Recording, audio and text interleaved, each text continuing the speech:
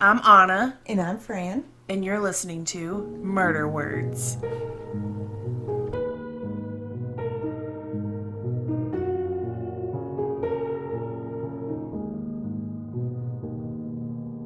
All right, you guys, welcome back to Murder Words. We are actually recording in daylight right now, so I apologize in advance if you hear mowing Daylight or things? daytime Daylight things? activities happening outside. I know I want sunglasses. She did say she wanted sunglasses because it didn't feel creepy enough. It doesn't feel creepy enough. I'm sitting here behind like the bright sunshine and birds just It is by. beautiful out, and we're just about to talk about some really depressing things, so Yeah, we are. it seems weird. It's okay. We will make it. So, I have no idea who you're covering today. You didn't even give me any hints other No. than this is different. Because I wasn't sure. I really wasn't sure today who I was going to pick. I've been working on a couple different ones, and today this just feels right. I saw an article about it was updated recently, and I was like, Yeah. okay, this is a sign I need to do this one. Wow. Mhm. Okay. Following signs and stuff. Yeah. All right, well, let's get right into it. Okay, so this story is based out of Brazil. So naturally, I'm going to destroy some names in this, but I'm going to try really hard. I did the Google Translate, and we're gonna do this. Okay. Okay. I got the little thing You were decided on- practicing. I was practicing. I did. I Google Translate. I was saying it out loud. Listen, Brazil is where my husband wants to move when we retire. Why? I don't know. He has selected a spot in Brazil. Neither of us have ever been there, but he told me that. You might change your mind after the story. Probably will. Yes. I also don't like heat. You're not going to do well. So, okay, You're go not ahead. Okay. So today's story is about Pedro Rodrigues Filho, aka the Killer of Killers, aka Killer Petey. Okay, those are two very, I know. very different. The first one, I was like, okay, that actually sounds pretty. Not that he's cool, but that sounds pretty. Like if I was gonna have a name, that would be the one. Killer And of then, Killers, and then Killer Petey. Stop. Swear. I know, it got me too. I was like, He did was I probably read upset about right? that. I don't know. I didn't ask him. But Killer Petey. Okay, I wouldn't want to be called Petey for anything. me neither. I feel like that is awful. Are we gonna just call him that though? Because Petey? he's a murderer, and I that's think the it'll worst take one. away some of the intensity of it if I keep calling him That Petey. makes sense. That makes sense. I'm going to keep calling him Pedro. Okay. Okay. So, Pedro Petey was born on July 17th, 1954, in Santa Rita do Kia. That wasn't right. I wrote it down, but it's not right. Santa Rita do Iki. Okay. Okay, we're done. It was in Brazil. And in his time, his spree, he documented 71 killings, but his estimated killings was over 100. Oh, Yes. he was like a major He's a major serial killer. And you're Okay. going to watch. This is interesting, okay? Okay. 47 of his murders were while he was in prison. Was he calling hits? Just, you're going to see if I don't trash any more names. So, Wow. yeah, it's really interesting, huh? 47 of them were in prison. Okay. Okay. I'm hooked already. Yeah. So throughout this process, you're going to have to figure out if you think he is a vigilante or if he's a straight up psychopath. He's been compared to Dexter. I love Dexter. I just knew you did. I didn't ask beforehand, but I knew you were going to like Dexter. Yes. Compared to the Dexter. Okay. Pedro. And his last name's Philo, which basically means it's like junior. Like how we would call someone junior. Oh, okay. It's like named after your father. Which is terrible because his dad was absolutely awful. Oh. Yeah, it started out rough for him. He was actually born with a dent in his skull as a result of his dad kicking his mom Oh my while she was gosh. pregnant. And you can see when he's in adult pictures, he still has that little dent right there from where his dad kicked his mom so hard. Dude, when she was what? pregnant. Mm-hmm. I didn't even know that could happen. It can. He kicked her so hard that it dented his head. Yeah. Oh my gosh. So he suffered from a brain injury, obviously, and a lot of his childhood too, as you can imagine, it wasn't a good situation growing up. Yeah. So he didn't have, it was devoid of like parental affection as well. Yeah. Not good. Brain injury, void of parental affection does not add up very well. And I was actually looking it up too, and like a bunch of serial killers had brain injuries. Really? Yes, I'm going to list a few of them because I went the extra mile with it and I looked up. Because I heard that, so I wanted to look it up. So, Richard Ramirez, the Night Stalker, had a head injury as well. He was hit by a swing when he was young, knocked him straight out, and he had seizures afterwards. John Wayne Gacy, the killer clown, he was hit really hard in the head with a broom by his dad. And to the point, like, these were like major head injuries that they had to be hospitalized for and things. The son of Sam, he was hit by a car. Oh, no big deal. And the BTK killer was dropped on his head as an infant. That just blew my mind. Mm-hmm. So, do they think that... I can't believe I've never heard of this before. Yeah, I've heard before there was like a correlation between like brain injury and in serial killers. I've heard that before, but so I actually wanted to look it up, and yeah, whole bunch. There was even more of them than that. I didn't think that. I thought it was like kind of like alcoholism. That's how I compare it in my mind, like alcoholism, but a whole different level of addiction you know and what obsession. I mean? Yeah, I get that, but head injury, super That's common. super interesting. It is, isn't it? So he did not do well in school. He dropped out in 9th grade, but he had a really good reason why he dropped out in 9th grade. Like, this is the most legit reason I've ever heard in my entire life. Let's hear it. So, we're going to skip for a second, then I'm going to tell you why. Oh okay? my gosh. So, in 1967, he was 13 years old. He got into a major fight with his older cousin. And he ended up pushing his older cousin into a sugarcane press. And it almost killed him. What is a sugarcane press? I looked it up. I'm glad you asked. I looked it up. It's a big machine that you don't want to be thrown into. Is it like a wood chipper? I imagined a wood chipper. It's like a presser. Like it presses. Oh, that sounds even worse. Yeah. It's really bad. It like crushes you? It like crushes it. Yeah, it's a pressure Ooh, for sugarcane. You see that how big that hurts is? me. Yes. I did. I looked it up because I thought you'd want to know. Okay. Yeah. It looks like something you don't want to be thrown into. Okay. That made me cringe. Yeah. In 1968, he is 14 at this time, okay? He's 14. I want you really 13, then 14. This is why he dropped out of school. His father was a guard at the school. The deputy mayor of the town accused his father of stealing food from the school's kitchen. Pedro did not think his dad would do this. He would never steal food from the kitchen. Even though, like, he has a skull on his head. Yeah. Anyways. But Pedro was so mad that the mayor would accuse his father of doing this, that Pedro grabbed his grandfather's shotgun, walked up to the mayor, and shot him right in the middle of City Hall for everyone to see. I'm sorry. Mm-hmm.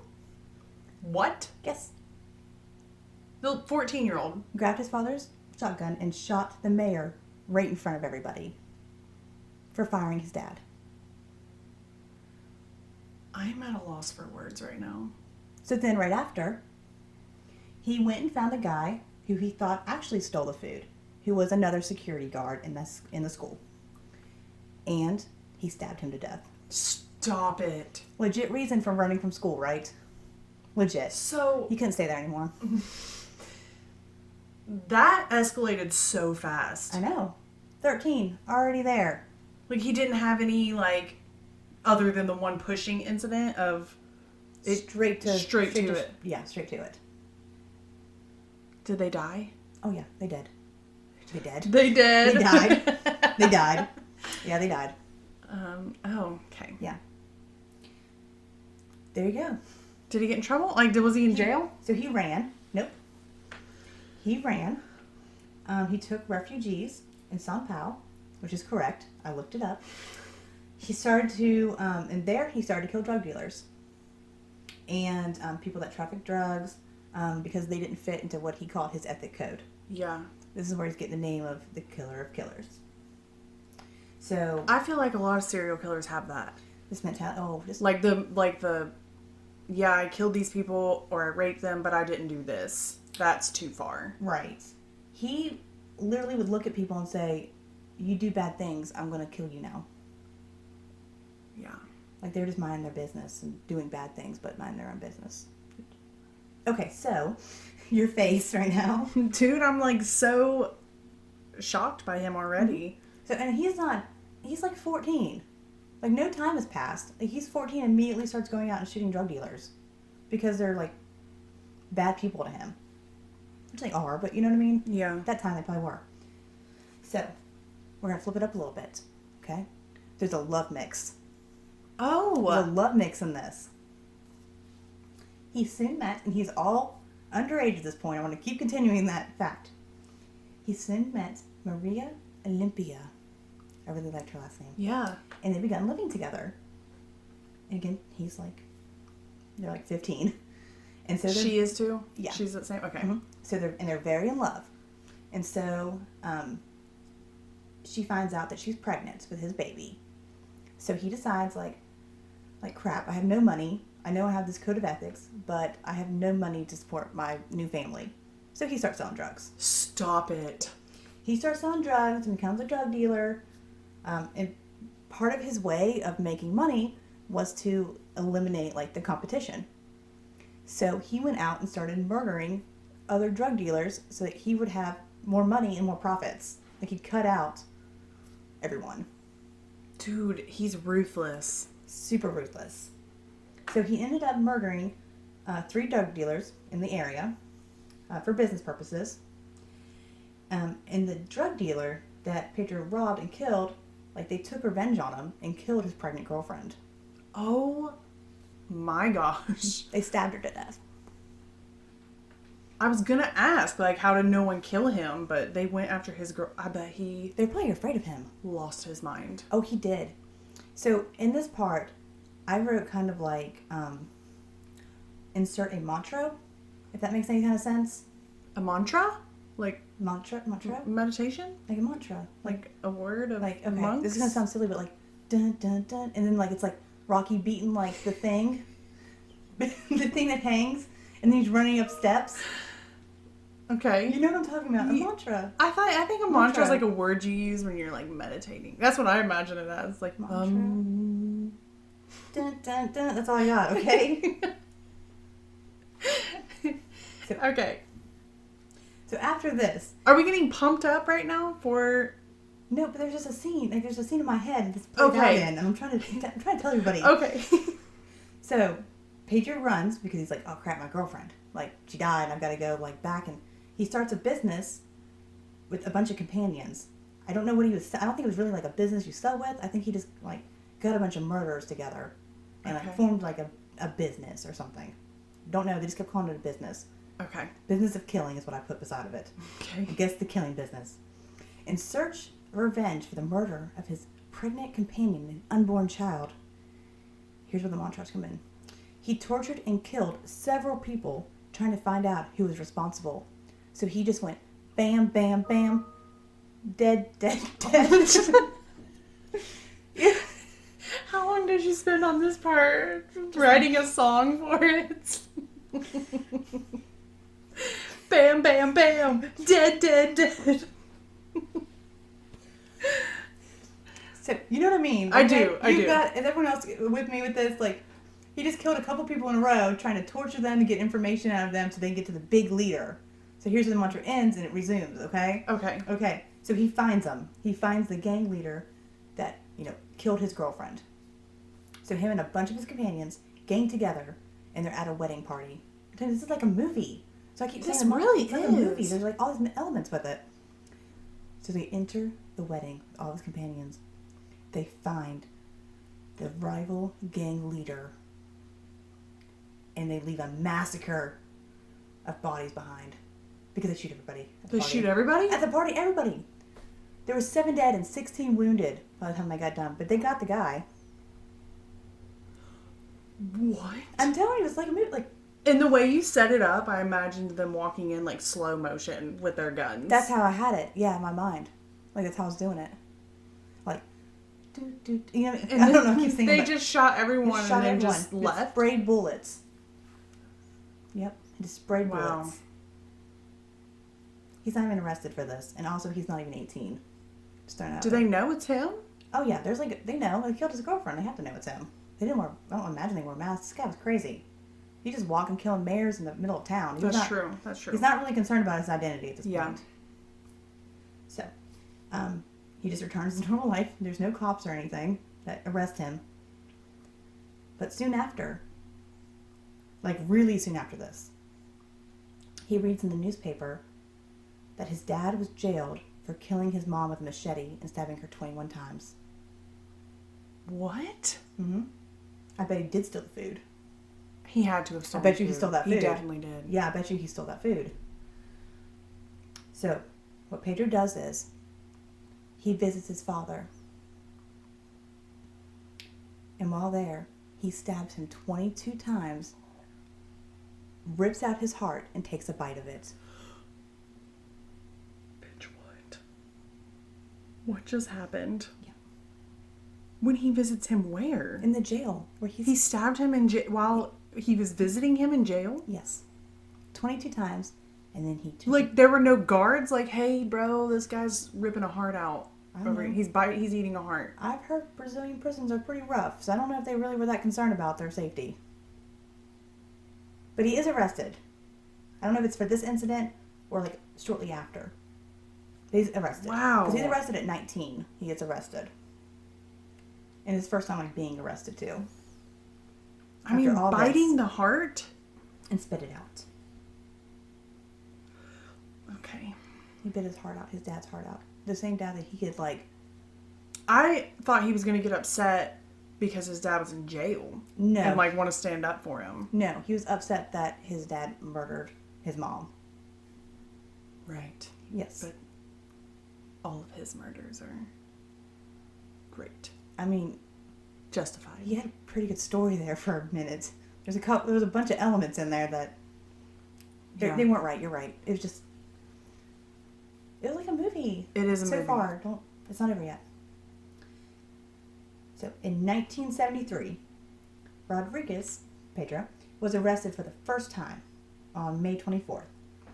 And he was taken to Tibet prison. And, of course, like, you know, Brazilian prisons are not great.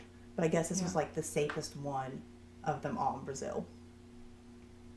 I felt like that was just interesting because I think of, like, a Brazilian prison and I'm terrified. Yeah, I saw a documentary on Netflix, World's Toughest Prisons, I think is what it was. Mm-hmm. Did it have Brazil? I don't know. I didn't watch it. You should. I probably should. You should. So there, he lived most of his adult years because he ended up getting sentenced for 128 years in prison. But he was not quiet in jail. According to fellow prisoners... Did you say he was not quiet? He was not quiet in jail. He was not going down. This really is a movie. This is when I wish we could have our video camera set up so you can see the reactions happening right now. So, you know, his fellow prisoners were really impressed by him because he survived there for a really long time. I think it was like 40-some years he lived in this prison. And during the time, he did not make like a lot of friends. He was probably known kind of like as that crazy guy. You know what I mean? Like, he's too dangerous to even get near. You know what I mean? Yeah, To mess like, with. this dude just ate his dad's heart. That's why he's here, so don't get close to him. Don't get close. He'll eat you. So, there was one incident when he was attacked by 5 prisoners. In this incident, he killed 3 of them and chased the other 2 away. What Mm-hmm. type of human is he? He killed dozens and wounded tons of people while he was in there. But he also killed one of his cellmates because he snored too much. And another one because he didn't like his face. Stop it. Do you know what I mean? So it's getting there a little bit. Those lines are getting a little blurred now. Okay. Yep. While he was in prison, he got a tattoo on his arm that said, "I kill for pleasure." Stop. He did. Okay. I kill for pleasure. Creative. Mm-hmm.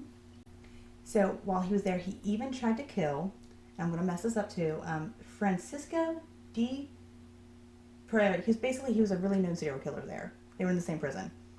And he was like a rapist and a serial killer. He was known as the Park Maniac, is what he was known as.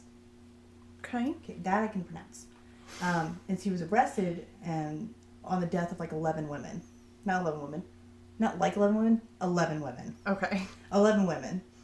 And so he was like a big famous prisoner and he tried to kill him. And he didn't though.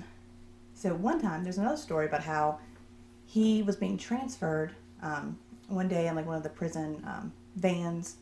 Yeah. And he had someone in there with him. And they transport and they hear some like some muffles in the back, no big deal.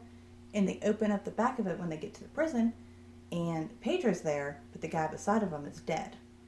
And Pedro had killed him because he was like a convicted rapist. He just like attacked him in the van. Yeah. He's getting really out of control right now. Mhm. Like he's just wanting to kill everyone. He said he did it because he was a rapist. Well. So during his time in prison, as I said, he killed 47 people. So, of course, he got higher sentences because of that. He got sentenced to 272 years. But then they later added more charges, more death sentences, or not more death, murder charges to him. And then he was added up to 400 years in prison. However, Stop. Does he get out? I'm going to die right now. Brazil has a law that prohibits the detainment of a sane prisoner for more than 30 years. Sane? Mm-hmm. Wow. So all of that was for no reason. Yes, he can get out in 30 years.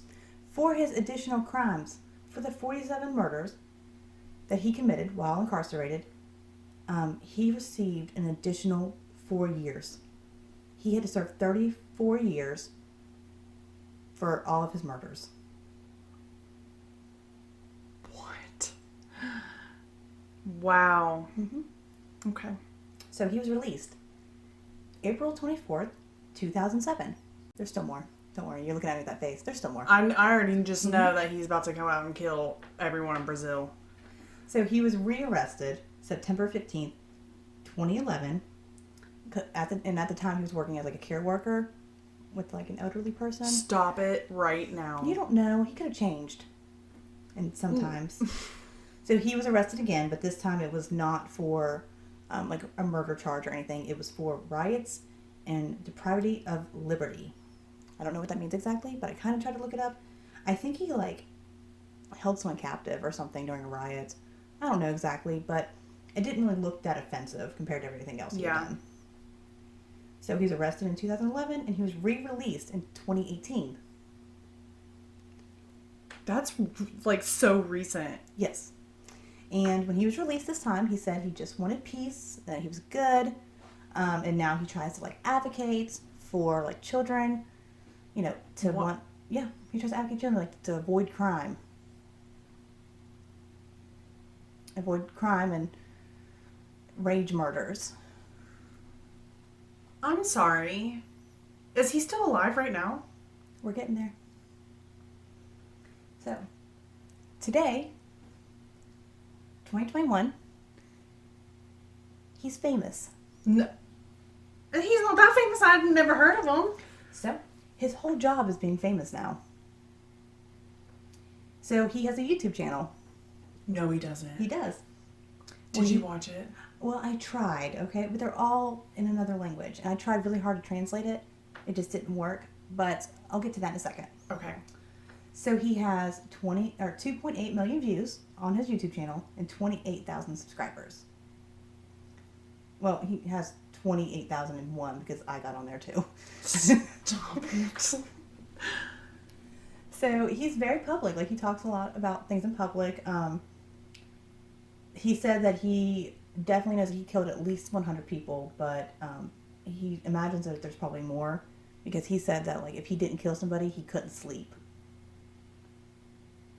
So that's what I was talking about. Like, it's like an obsession. His is an obsession. Like, he lives by, and I have this kind of wrote down a bit later, but it's like he has like this code that he lives by, but it's like he justifies murdering people at the same time. You know what I mean? Like, he's like judge, jury, but it's more like it's not like vigilante. It's more like revenge. You know what I mean? For anything that he thinks that they've done to him or somebody else. Yeah, it's like how he deals with his emotions. Yes, killing. For pleasure. And so he's like rehabilitated? Like, yeah. He's out now. He's alive on YouTube. I'm so confused. Mm-hmm. I don't think he's... Well, he recently got his tattoo covered up that says, I kill for pleasure. He got that covered up. And he also would say, like, he does all kinds of news interviews. He even said, like, trying to explain why he killed. So he tried to explain, like why he killed in his own words. And he stated, quote, "It is as if I was unloading myself. I feel a relief, no emotion." So it has nothing to do with the person. It's just about his release at that time. Wow. Mm-hmm. I just don't trust that he's rehabilitated. Hundreds of people, and he's just like, I'm okay, you know. I'm different. Well, you can't just get rid of that. I mean, he killed for a long time, up until 2003, I think, when his release was. I don't know if he had good behavior for like the last 10 years of his sentence. I don't know. That's really interesting. Do they not have like English versions of his? I'm interested to see like what he is saying right now. There was Like this one I saw, and it was like paid for. So he's like getting paid to do these YouTube channels, like not episodes, like videos and stuff. Well, I mean, yeah, because people are going to be interested to see like how did you kill so many people and now you're free? Mm-hmm. What are you saying? Like, how are you even responding to this? And he's not like ancient either. Like, I mean, yeah, he was born, so he went into jail at 19 years old. Yeah. So he's like, I think like 60 now, which isn't that old. He still has some life left to live. Well, I'm interested to see like if he remains like this or if he like gives back into his obsession. I've heard a couple of different ways. And one thing I read, it said that he had stated that he would kill again, but another things I've heard stated like that he said he was like just kind of done. I don't know. You know what I mean? It's really up to him. It's only been a couple of years. He did say that people still recognize him, and like it embarrasses them really bad when people like run up to him or they run away from him. Yeah. It's okay. You know what I mean? Like that's the most you gotta deal with. People running away from you sometime. Seriously. But he says that now his pet peeves aren't as bad now. What he gets annoyed about now in life is when young kids ride skateboards on the sidewalks, disrespecting older people, and when kids lie to their parents about to where they are going. Oh, and when you're behind a bus. Those are strange. Yes, that's what he said are still his pet peeves. Someone asked him, like, what ticks you off now? And that's what he listed. Bus stops. Maybe he's rehabilitated. He would probably be really annoyed at that child that just yelled really loud outside. That's disrespectful of old people. Do they not know we're trying to record a podcast? And we're not that old. That story just had me everywhere. Mm-hmm. So, like, you know, some looked at them as, like, rightful killings. Like, they were rapists, murderers. Because everyone that he murdered in jail was obviously a criminal. Yeah. You know what I mean?